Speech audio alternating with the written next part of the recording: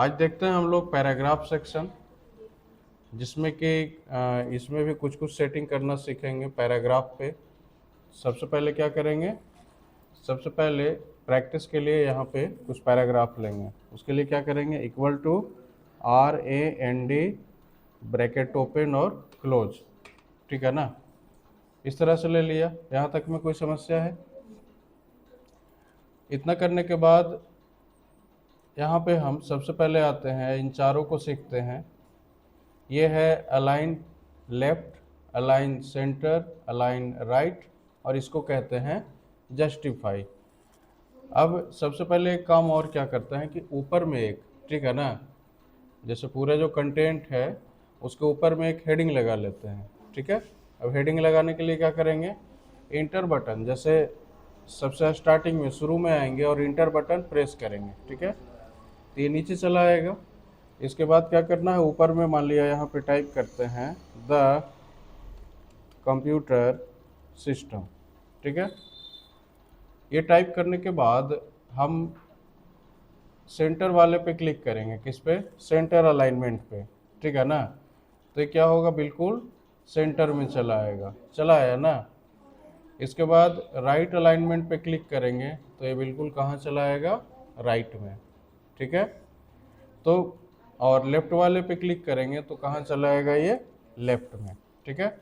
तो इस तरह से हम इसके अलाइनमेंट को चेंज कर सकते हैं, ये सेंटर होगा, ये राइट और ये लेफ्ट। इसका शॉर्टकट होता है लेफ्ट का Ctrl+L, सेंटर का Ctrl+E और राइट का Ctrl+R। तो बारी बारी से, जैसे हमें इसको सेंटर का Ctrl+E है ना। अब जैसे हम कीबोर्ड में Ctrl+E प्रेस करेंगे, E फॉर एलिफेंट है ना, तो Ctrl+E प्रेस करेंगे तो ये सेंटर में आ गया, है ना। Ctrl+R प्रेस करेंगे तो कहाँ चला गया, ये राइट साइड में, और Ctrl+L प्रेस करेंगे तो ये कहाँ चला आया, लेफ्ट साइड में, ठीक है। तो इन तीनों शॉर्टकट की को यहाँ पे हम लिख भी देते हैं। अलाइन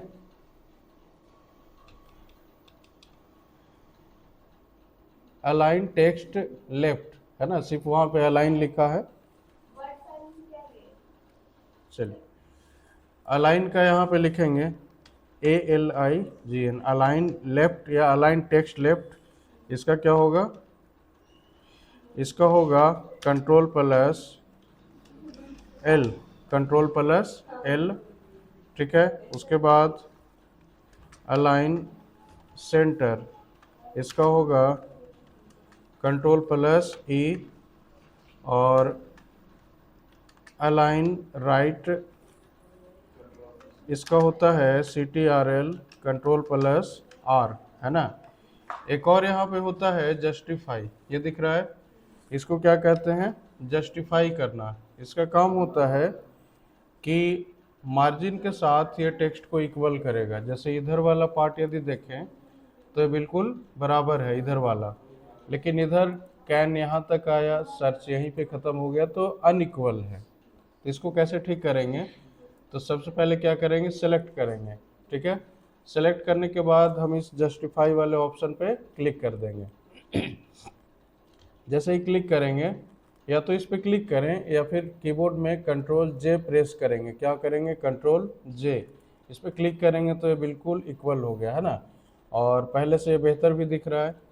तो इसका शॉर्टकट क्या होता है, Ctrl+J, ठीक है। जस्टिफाई का होता है शॉर्टकट Ctrl+J, Ctrl+J। कोई समस्या इसमें नहीं ना, चलिए। तो इस तरह से हम टेक्स्ट को जस्टिफाई कर सकते हैं। आगे चलेंगे हम इसी में,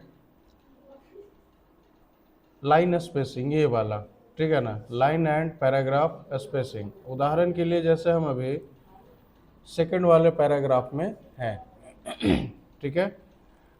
तो दूसरे पैराग्राफ में अब हम क्या चाह रहे हैं कि इस सेकंड पैराग्राफ में जो लाइन है उसके बीच के स्पेस को कम करना चाह रहे हैं या फिर ज़्यादा करना चाह रहे हैं। तो कैसे करेंगे, बस यहाँ पे कहीं भी एक जगह पे क्लिक कर लेंगे। क्लिक करने के बाद यहाँ पे आना है। अब जैसे मान लिया कि 2.0 ये वाला ले लें तो बढ़ गया ना स्पेस, ठीक है, या फिर कम करना हो, ठीक है, तो यहाँ पे आके हम कम करेंगे तो स्पेस हमारा कम हो जाएगा। तो यहाँ से क्या कर सकते हैं, स्पेस को इंक्रीज या डिक्रीज कर सकते हैं। ऐसा बाय डिफ़ॉल्ट जो होता है 1.15 हमारा होता है ना। बाय डिफ़ॉल्ट कितना होता है, 1.15। अब मान लिया कि 2 पैराग्राफ का करना है तो सेलेक्ट करके भी हम कर सकते हैं ऐसे। मान लिया तीनों का साथ में करना है तो तीनों को क्या करेंगे, सेलेक्ट कर लेंगे। सेलेक्ट करने के बाद यहाँ पे आएंगे और इसमें से जो हम सेलेक्ट करेंगे, मान लिया 2.0 वाला कर लें तो ये तीनों में अप्लाई हो गया। तो एक तो है कि हम किसी पर्टिकुलर पैराग्राफ में क्लिक करके कर सकते हैं, कर्सर को रख के कर सकते हैं, और दूसरा तरीका क्या है कि हम सेलेक्ट करेंगे और सेलेक्ट करने के बाद वहाँ पे अप्लाई कर देंगे। कोई समस्या है? नॉर्मल करने के लिए वापस हम 1.15 पे क्लिक कर देंगे, ये नॉर्मल हो जाएगा। इतना समझ में आया? चलिए अब यहाँ पे हम आगे देखते हैं ये वाला पार्ट। ये है शेडिंग। शेडिंग का मतलब, अभी ठीक है, दिख रहा है पूरा? यहाँ पे शेडिंग में आएंगे तो शेडिंग में अलग अलग कलर है। अब ये किस पे काम करेगा, मान लिया कि हम पहले वाले पैराग्राफ में हैं, ठीक है ना, पहले वाले पैराग्राफ में है, यहाँ पे आएंगे, सॉरी इसमें आएंगे और मान लिया यहाँ से हम ग्रीन कलर ले लें, ठीक है, तो जो भी जिस भी पैराग्राफ में हमारा कर्सर रहेगा उस पैराग्राफ का कलर चेंज हो जाएगा, ठीक है। तो ये तो हुआ कि जिस पैराग्राफ में हमारा कर्सर है उसका चेंज हो रहा है। अब मान लिया कि इन दोनों पैराग्राफ का एक साथ चेंज करना है, या फिर मान लिया कि इन सिर्फ 2 लाइन का चेंज करना है, पूरे का नहीं, सिर्फ 2 लाइन का यहाँ पे चेंज करना है। तो क्या करेंगे, वापस पहले तो सेलेक्ट करेंगे। सेलेक्ट करने के बाद यहाँ पे मान लिया कि ये वाला कलर चाहिए, ऑरेंज, है ना, तो इस पर क्लिक कर देंगे तो हम सिर्फ 2 लाइन का यहाँ पे चेंज कर सकते हैं। कोई दिक्कत है यहाँ तक में? किस तरह का समस्या नहीं ना। यदि कलर हटाना हो तो क्या करेंगे, इसको सेलेक्ट कर लेंगे, है ना, या फिर इसमें हम क्लिक करके रखेंगे और यहाँ पे आएंगे और यहाँ नो कलर का ऑप्शन दिख रहा है, इस पर क्लिक कर देंगे तो कलर हमारा हट जाएगा। इसमें किसी भी तरह का दिक्कत है? इसके बाद चलिए यहाँ पे आते हैं। मान लिया से इसमें से कलर हटाना हो तो इसको सेलेक्ट करेंगे, यहाँ पे आएंगे, है ना, और यहाँ पे नो कलर पे क्लिक कर देंगे तो जो भी कलर इसमें अप्लाइड है वो क्या हो जाएगा, हट जाएगा।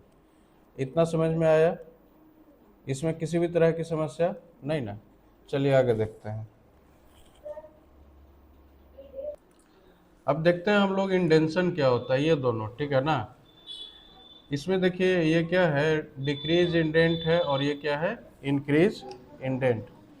इसको कहते हैं डिक्रीज इंडेंट और ये है इंक्रीज इंडेंट।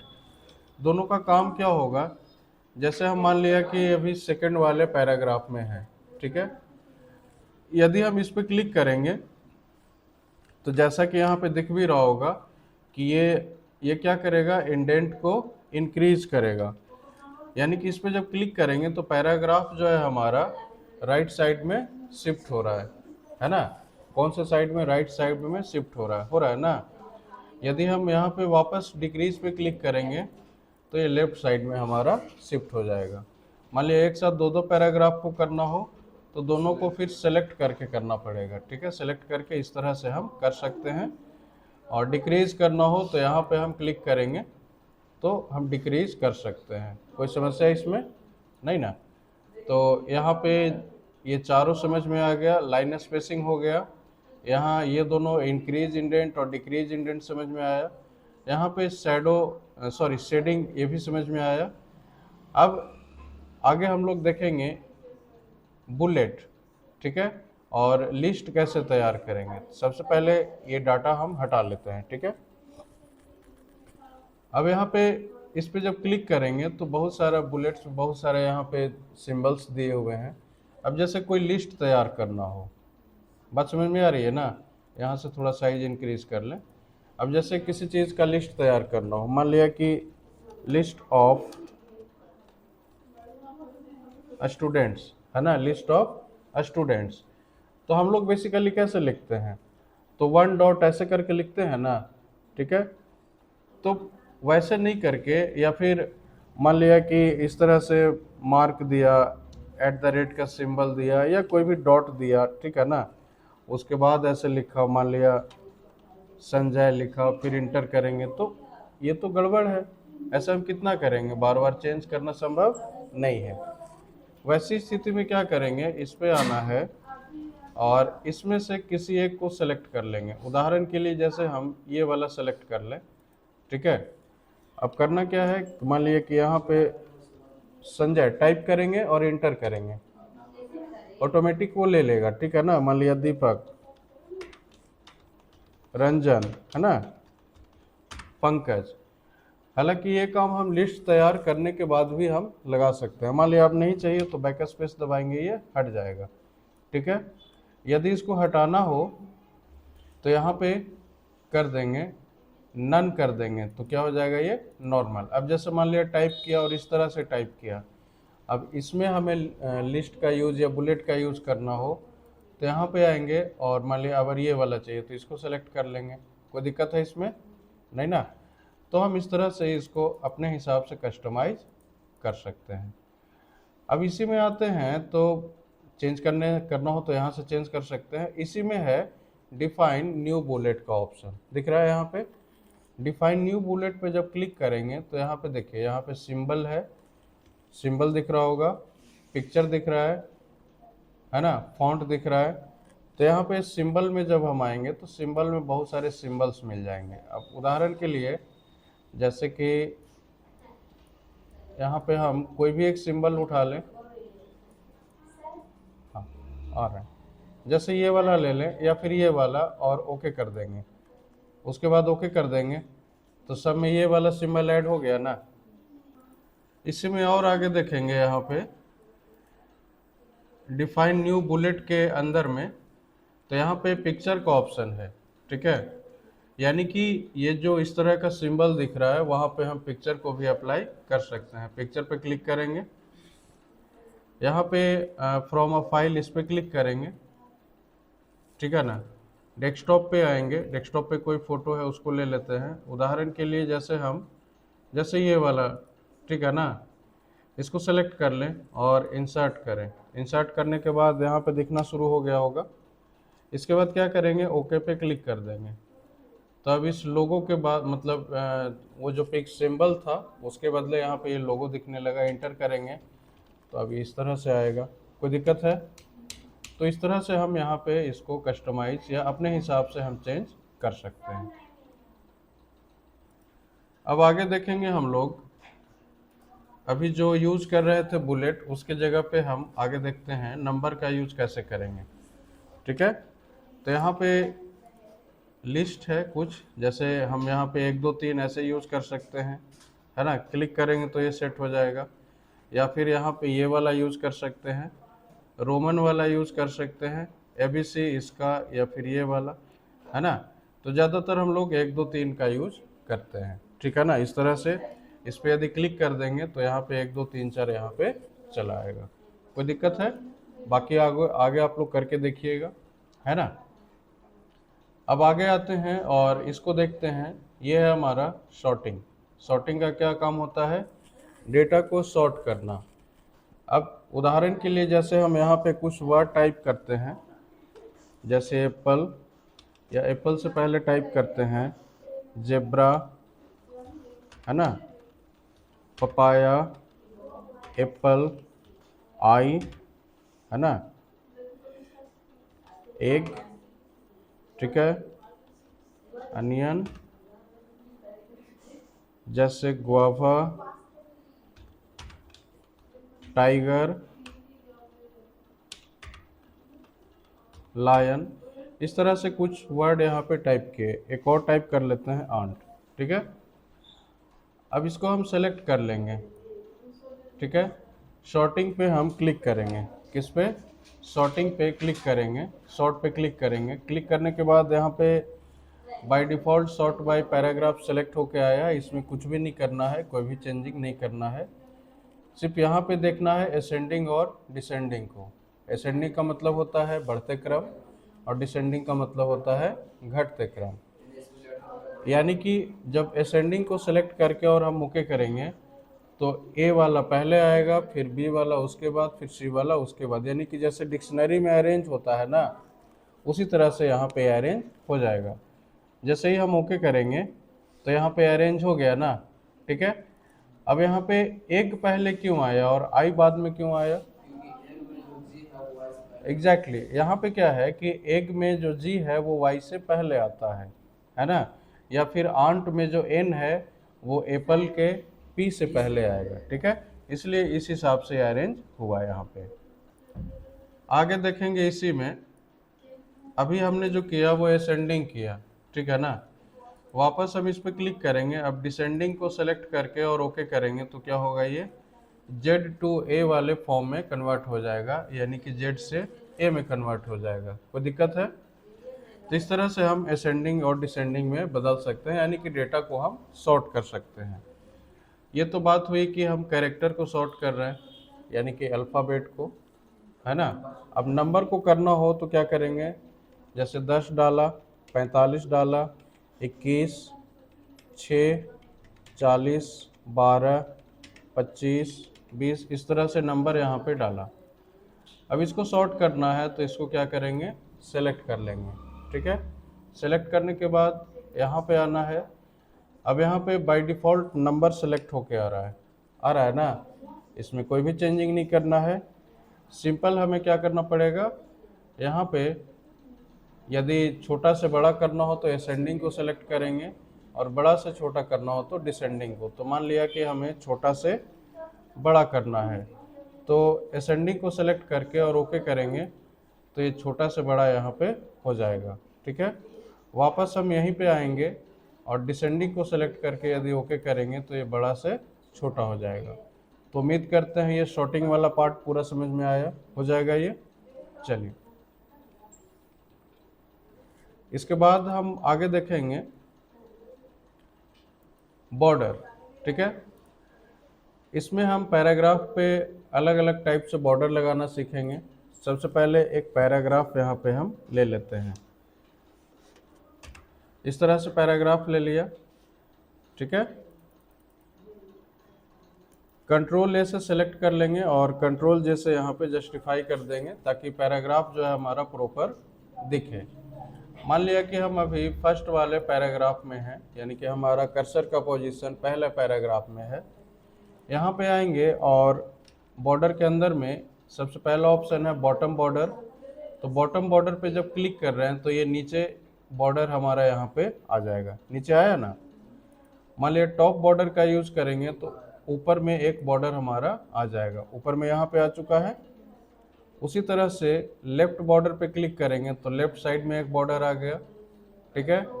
उसी तरह से यदि हम अभी जैसे यहाँ पे राइट साइड में कोई बॉर्डर नहीं है और यदि हम यहाँ पे आके राइट बॉर्डर पे क्लिक करेंगे तो यहाँ पे राइट साइड में भी बॉर्डर आ जाएगा। कुछ इस तरह से यहाँ पे बॉर्डर अप्लाई होगा। इसी में आके यदि हम नो बॉर्डर का यूज़ करें तो बॉर्डर हमारा हट जाएगा, ठीक है। नो बॉर्डर से क्या होगा, बॉर्डर हमारा वहाँ से हट जाएगा। ये तो हुआ कि हम किसी पर्टिकुलर पैराग्राफ में यदि हमने कर्सर रखा है तो वहाँ पे ये काम करेगा। अब मान लिया कि दो पैराग्राफ में एक ही साथ लगाना हो बॉर्डर तो कैसे होगा, सिंपल है। दोनों पैराग्राफ को हम सेलेक्ट करेंगे, सेलेक्ट करने के बाद यहाँ पे आना है, बॉटम पे क्लिक करेंगे तो बॉटम, टॉप में क्लिक करेंगे तो टॉप, लेफ्ट में क्लिक करेंगे तो लेफ्ट वाला और राइट में क्लिक करेंगे तो राइट साइड में बॉर्डर यहाँ पे चला आया। ये समझ में आई बात। हटाने के लिए वापस से हम सेलेक्ट करेंगे और यहाँ पे नो बॉर्डर का यूज़ करेंगे। ये दिख रहा है नो बॉर्डर, इस पर क्लिक कर देंगे तो बॉर्डर यहाँ से हमारा हट जाएगा। इसमें और है यहाँ पे ऑल बॉर्डर। तो ऑल बॉर्डर पे जब क्लिक करेंगे तो यहाँ पे क्या है कि बीच में भी दो पैराग्राफ, चारों तरफ तो होगा ही होगा, इसके अलावा बीच में भी एक लाइन हमारा क्रिएट हो जाएगा कुछ इस तरह से, ठीक है। वापस यदि बॉर्डर को हटाना हो तो यहाँ पे आएंगे और नो बॉर्डर का यूज़ करेंगे, बॉर्डर हमारा हट जाएगा। इतनी बात समझ में आई। इसके बाद यहाँ पे है आउटसाइड बॉर्डर, ठीक है ना। आउटसाइड बॉर्डर में क्या होगा कि जो काम हम इन चारों का यूज़ करके करते थे, जैसे bottom, top, left and right का, वो अकेला सिर्फ आउटसाइड बॉर्डर यहाँ पे कर देगा। जैसे इस पर क्लिक किया तो एक बार में चारों तरफ लग गया, ठीक है ना। आउटसाइड का मतलब ही होता है कि बॉर्डर हमारा कैसे लगेगा, बाहर बाहर लगेगा। इतना बात समझ में आया। बॉर्डर को हटाना हो तो नो बॉर्डर का यूज़ करेंगे। यहाँ तक में किस तरह की समस्या, बाकी नीचे और भी हैं, इसको आप लोग करके देखिएगा। हम इसमें आगे चलते हैं। एक है हॉरिजॉन्टल लाइन, ठीक है ना। अब जैसे हम इस हॉरिजॉन्टल लाइन पे क्लिक करें तो यहाँ पे एक लाइन इस तरह से ड्रॉ हो गया ना। इसको डिलीट करना हो तो सेलेक्ट करके आप इस तरह से डिलीट कर सकते हैं, ठीक है। तो वो लाइन हमारा क्या हो जाएगा, डिलीट हो जाएगा। नीचे आइएगा तो ड्रॉ टेबल का एक ऑप्शन है ना। अब जैसे ड्रॉ टेबल पे क्लिक कीजिएगा तो यहाँ पे टेबल को ड्रॉ करने का ऑप्शन आएगा, ठीक है। जैसे इस पर हम क्लिक करते हैं और अब यहाँ पे हम टेबल इस तरह से ड्रॉ करते हैं तो देखिए एक टेबल यहाँ पे ड्रॉ हो गया ना, ठीक है। या फिर एक काम करते हैं, पहले इसको नो बॉर्डर करते हैं, इसके बाद आगे आते हैं यहाँ पे, ठीक है। एक दो पैराग्राफ को यहाँ से डिलीट कर लें। अब यहाँ पे ऐसे ही ओपनली हम यहाँ पे ड्रॉ करके आपको दिखाते हैं। चलिए यहाँ पे आए और ड्रॉ टेबल पे क्लिक किया। अब देखिए यहाँ पे हम ऐसे बॉर्डर को ड्रॉ कर सकते हैं, ठीक है। मान लिया इसमें और एक लाइन चाहिए यहाँ पे तो इस तरह से ड्रॉ कर सकते हैं, और नीचे चाहिए तो हम ऐसे ड्रॉ कर सकते हैं, बीच में चाहिए तो हम ऐसे पार्टीशन कर सकते हैं, ठीक है ना। अब मान लिया कि यहाँ पे नहीं चाहिए, सिर्फ इन दोनों में चाहिए तो हम इन दोनों में अलग से बना सकते हैं। तो जहाँ पे ज़रूरत हो वहाँ पे हम इसको अप्लाई कर सकते हैं, ठीक है। और हर एक पार्ट में अलग अलग कंटेंट हम टाइप कर सकते हैं, इसमें अलग होगा, इसमें अलग, इसमें अलग, सब में अलग अलग। क्लियर है इतना। इसके साइज को बड़ा या छोटा करने के लिए इसको ऐसे पकड़ के हम खींच के बड़ा या छोटा कर सकते हैं, ठीक है। डिलीट करने के लिए यहाँ पे क्लिक करेंगे और डिलीट कर देंगे तो डेटा जो भी है हमारा डिलीट हो जाएगा, ठीक है। अब मान लिया कि बॉर्डर हमने बनाया, इसको डिलीट करना हो तो हम इसको सेलेक्ट कर लेंगे, है ना। और यहाँ पे एक डिलीट का ऑप्शन है, इस पर क्लिक कर देंगे और डिलीट टेबल का एक ऑप्शन दिख रहा है, इस पर क्लिक कर देंगे तो टेबल हमारा डिलीट हो जाएगा, ठीक है। इसके बाद मान लिया कि फिर से हम ड्रॉ करते हैं, ड्रॉ टेबल में आए, फिर से हम इस तरह से ड्रॉ करते हैं, ठीक है। ड्रॉ करने के बाद मान लिया कि यहाँ पे इतना ड्रॉ किया कुछ इस तरह से, है ना। इस तरह से हमने क्या किया, बॉर्डर ड्रॉ किया। सॉरी ये थोड़ा गड़बड़ हो गया, कंट्रोल जेड से हम वापस जा सकते हैं। यहाँ पे हम फिर से इसको ड्रॉ करते हैं, फिर से गड़बड़ हो गया, कंट्रोल जेड करते हैं, ठीक है। अभी ठीक है। अब हम मान लिया कि हमें ये वाला पार्ट नहीं चाहिए, ठीक है ना। हो सकता है कि हमें 3 ही कॉलम की आवश्यकता है, एक कॉलम हमारा एक्स्ट्रा हो गया, तो इसको कैसे हटाएंगे, तो इरेजर पे क्लिक करना है। इरेजर दिख रहा है यहाँ पे, इस पे क्लिक करेंगे, है ना। और इसको यहाँ से इस तरह से ऐसे सेलेक्ट करके और छोड़ देंगे तो जो पार्ट हमें नहीं चाहिए उसको हम हटा सकते हैं। मान लिया नीचे वाला नहीं चाहिए तो नीचे वाला इस तरह से सेलेक्ट कर लेंगे तो नीचे वाला भी हट जाएगा। कोई समस्या है इसमें, नहीं ना। चलिए तो हम इस तरह से बॉर्डर को क्रिएट कर सकते हैं। इसी में हम आगे आएंगे तो एक सेकेंड, पहले इसको डिलीट कर लेते हैं यहाँ से, है ना। चलिए यहाँ पे आते हैं वापस और ड्रॉ टेबल यहाँ पे मान लिया कि इस तरह से हमने कर लिया, ठीक है। एक और यहाँ पे ड्रॉ कर लेते हैं, ठीक है। अब ये तो हमने बता दिया कि साइज को इंक्रीज और डिक्रीज कैसे कर सकते हैं। जैसे यहाँ पे आना है, यहाँ पे, ठीक है, इस पे आना है और इस पे क्लिक करके एज पर रिक्वायरमेंट जितना जगह मतलब जितना आवश्यकता हो उतना हम यहाँ पे इसको इसके साइज को इंक्रीज या डिक्रीज कर सकते हैं, ठीक है। और ये बिल्कुल परफेक्टली काम करेगा ये। उम्मीद करते हैं इतना समझ में आया। इसमें किसी भी तरह का कन्फ्यूजन है नहीं ना। चलिए, डिलीट करने का उपाय क्या बताया कि यहाँ पे सेलेक्ट करेंगे, यहाँ पे आना है और डिलीट टेबल पे क्लिक करेंगे तो हमारा जो भी टेबल है वो डिलीट हो जाएगा। बरोबर। अब आगे आते हैं, यहाँ पे आएंगे अगला, और यहाँ पे एक ग्रिड लाइन है तो व्यू ग्रिड लाइन पे क्लिक करेंगे तो कुछ इस तरह से यहाँ पे आएगा। ठीक है, इसके बाद इसके नीचे आइएगा, यहाँ पे बॉर्डर एंड शेडिंग। फिलहाल हम कंट्रोल ए से सेलेक्ट कर लें और डिलीट कर लें यहाँ पे, है ना। यहाँ पे है बॉर्डर एंड शेडिंग, तो बॉर्डर एंड शेडिंग को आज नहीं कर पाएंगे इसलिए कि इसमें बहुत सारे ऑप्शंस हैं। ठीक है ना, बॉर्डर एंड शेडिंग को नेक्स्ट क्लास में स्पेशल हम उसी के लिए क्लास एक रखेंगे। ठीक है, उम्मीद करते हैं यहाँ तक में किसी तरह की समस्या है। दरअसल देखिए, बॉर्डर एंड शेडिंग का यूज हम लोग क्यों करते हैं, जैसे यदि पूरे पेज में बॉर्डर देना हो, बॉर्डर हम लोग जैसे देते हैं ना, तो पूरे पेज में देना हो तो पेज बॉर्डर का यूज़ करेंगे जिसमें बहुत सारे आर्ट वगैरह हैं। और किसी पर्टिकुलर पैराग्राफ में या दो चार लाइन में देना हो बॉर्डर तो नॉर्मल बॉर्डर का यूज हम करेंगे। शेडिंग जो है वो पैराग्राफ, किसी पर्टिकुलर पैराग्राफ में या सिलेक्टेड एरिया में हम कोई कलर फिट करना हो तो यहाँ से हम करेंगे। इसको हम नेक्स्ट क्लास में देखेंगे। यहाँ तक में किसी भी तरह की समस्या है नहीं ना।